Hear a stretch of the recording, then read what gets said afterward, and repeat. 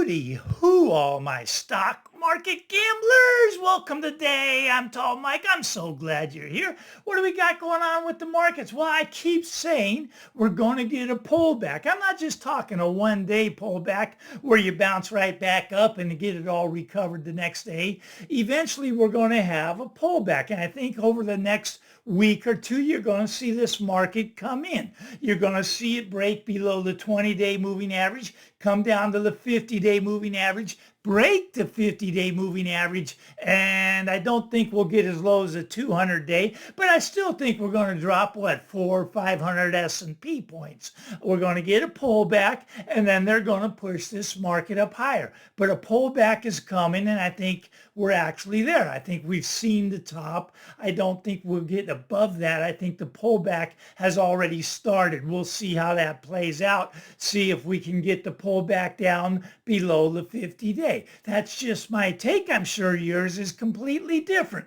Now, today I want to talk about real estate. The real estate market it was the worst spring selling season since 2012. 2012, you got to go back to 2012. The worst selling season for houses. Spring is a beautiful time to buy. That's where everybody's out shopping. This year, not so much. Very few sales. Volume's way down, right? Volume coming down, coming down, coming down.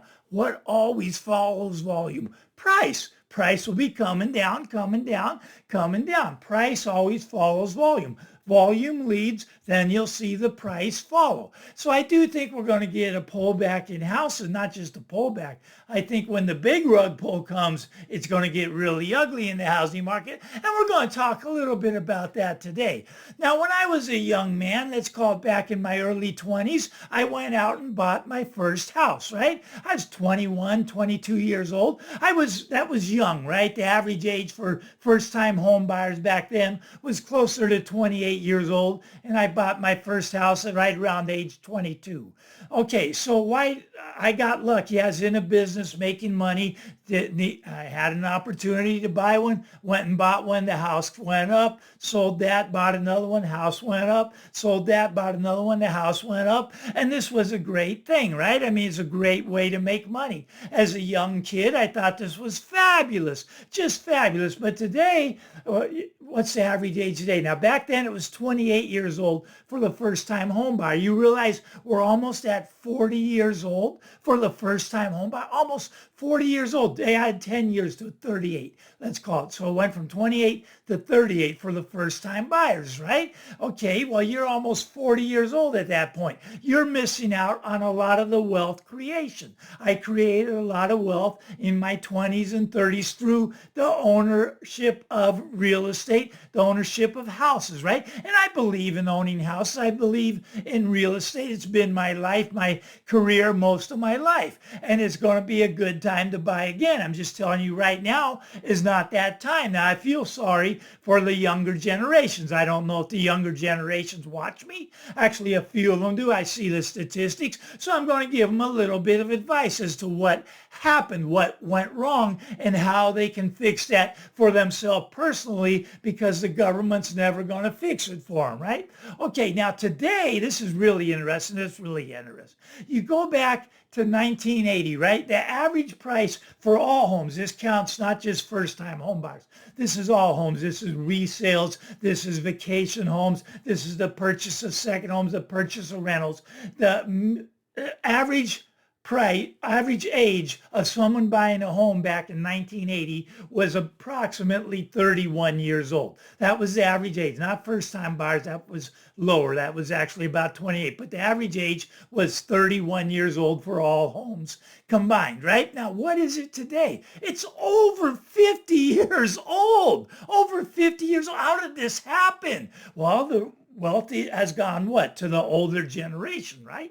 The older generation is baby boomers. We have the majority of the wealth. The next generation down is next, and the millennials, and the next generation, and the younger generations, they don't have much of the wealth today because the average age of a home buyer is almost right around 50 years old. Okay, That's ridiculous. You cannot build wealth that way. You have to get into the market at some point. And there's just no good entry point right now. And I wouldn't get in right here, and I'll tell you why. I'll tell you why I wouldn't get in right here. But let's talk about why they become so unaffordable for the younger generations. And us baby boomers, we're to blame. I get that. Well, technically not us. Technically, it's the politicians, the evil leaders that we have that are stealing from you, stealing from me, stealing from you. But what they do is they get the money supply to go straight up, straight up, straight up. And what has that done? Cause houses to go straight up, straight up, straight up with the money supply, right? They're both going straight up together, right? We're going to print more money. We're going to make those houses stay up. We're going to make them go up if we print enough money. 20, 30, 40 trillion dollars can make the house prices go up. I agree with that. Print 100 trillion, maybe we could get the houses to double from here. That's a possibility, right? Or maybe the Fed just goes out and buys every house that's for sale. They could make them double from here, right? They have tools that can make them double from here, but then the loaf of bread's going to be over $100 at the grocery store. But you can go back to 1970. Now, what happened in 1971?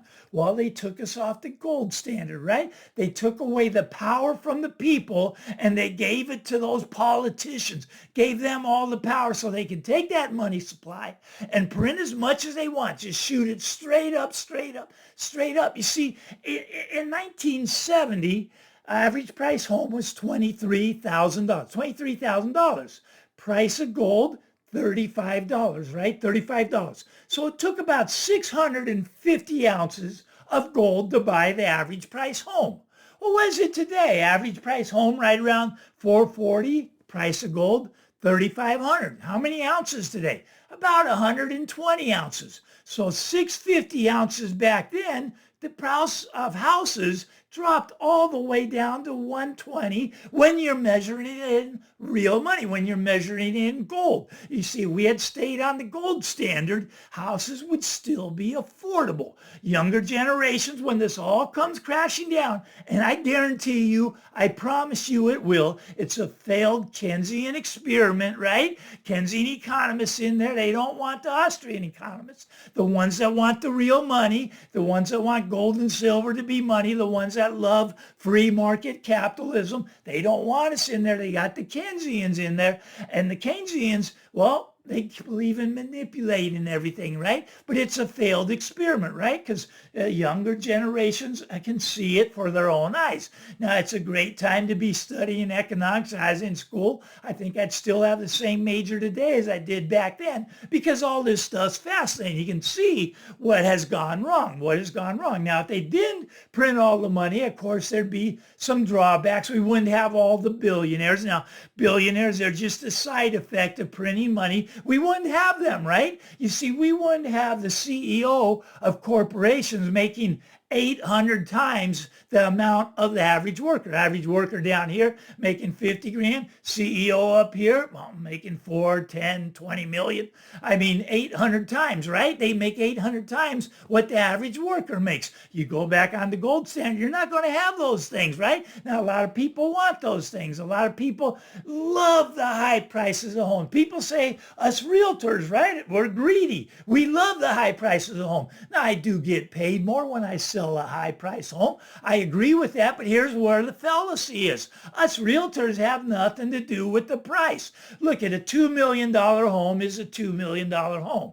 Now, if I put that on the market at 1.9 or 2.1, I'm still going to get paid, and really my commission isn't going to be that much different. It is not the greedy realtor that decides the price. It's only how much the buyers are willing to pay. Now, when the buyers go away, which they have now, and you've seen the volume coming down, you're going to see the price follow the volume down. But when we got off the gold standard, we pretty much have made slave come back into vogue, right? I mean, slave labor, let's call it.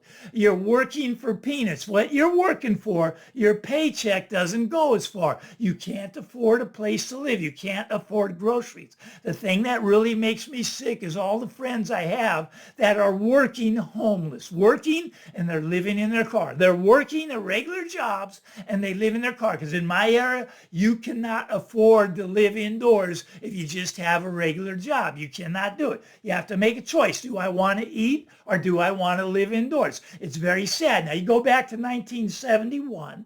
It took 25 hours. You'd have to go to work for 25 hours to get one of the S&P, one share of the S&P. So right today, you have to work almost 200 hours on the average wage to get one share of the S&P. S&P is around 6,500 right now. So you'd have to work 200 hours just to buy one share of that. But back in 1971, you had to work 25 hours. But you see the money printing, they shoot it up. The price of houses shoots up. The price of the stock market shoots up. Everything shoots up with the money printing. You take away their power by bringing back the gold standard. By bringing back the gold system, you take away all the power from the politicians. And I do believe that's going to happen eventually. I'll be probably relatively soon, the way the central banks are buying gold hand over fist. But you young people, you got to take charge, right? You have to have your own personal Jesus. No, that's a Depeche Mode song. Jesus is great. You want him in your life, but your own personal gold standard's what you want. You want to be on your own gold standard. The government's never going to let you have real money, right? They're not going to let you have it. They want you in this fiat stuff. They want you in those stable coins. They want you in those cryptos. They want you in all that stuff. They don't want you over here in the real money. You're going to have to do it yourself. You get a paycheck, you go and you go down to the coin shop and you buy one of those silver coins right now, about $40, right? And you stick that away in the drawer. You will not regret this move. You do that with every paycheck. If you can afford 2, 3, 4, 5 of them at a time, that's what you do. You go and you buy them and you stick them away there. You get enough of them. Right now, the ratio gold to silver ratio, right? It was 100 to 1. Now we're down here, I don't know, 80, 85 to 1. When it gets down to 50 to 1, you take those silver coins, then you start trading them in for, well, you start trading them in for some of the gold, right? Because you want to have some of the gold. The man that makes the rules, well, has the gold makes the rules. I got messed that one up, didn't I? The Donald, he tweets that one out all the time.